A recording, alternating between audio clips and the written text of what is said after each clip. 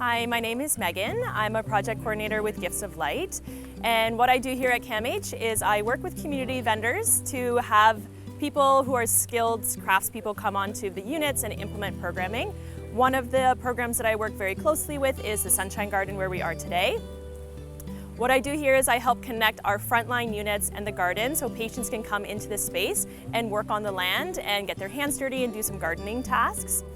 As a frontline clinician, when I would bring my patients here myself, the benefit that I could see of having patients be in the garden, working with nature, taking care of something other than themselves and giving back was an immense benefit to them as a part of their care.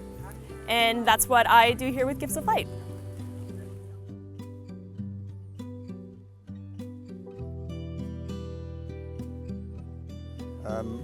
My name is Javad Muzaffari. I'm the coordinator of CAMH Sunshine Garden, which is a joint program between CAMH and FoodShare.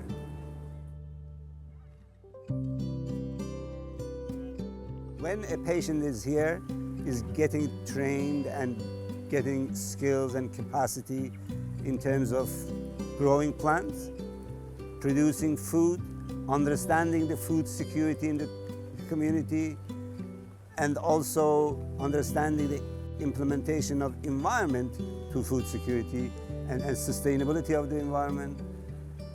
And of course the role of biodiversity in all these things, providing food security for us and sustainable environment for us.